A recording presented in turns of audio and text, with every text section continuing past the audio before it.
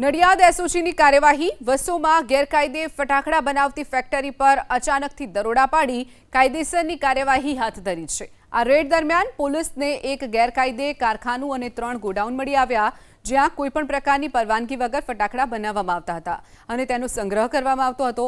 પોલીસે મુખ્ય આરોપી જાવેદ શેખ નામના શખ્સને રાઉન્ડ અપ કર્યો, સાથે જ મુદ્દામાલ જપ્ત કરી વધુ તપાસ શરૂ કરી છે।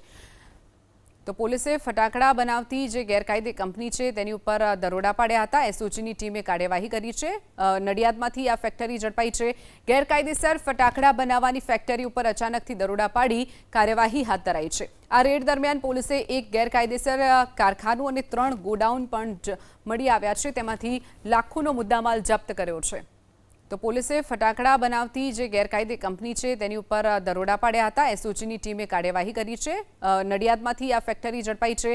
ગેરકાયદેસર ફટાકડા બનાવવાની ફેક્ટરી ઉપર અચાનકથી દરોડા પાડી કાર્યવાહી હાથ ધરાઈ છે। આ રેડ દરમિયાન પોલીસે એક ગેરકાયદેસર કારખાનું અને 3 ગોડાઉન પણ મળી આવ્યા છે, તેમાંથી લાખોનો મુદ્દામાલ જપ્ત કર્યો છે।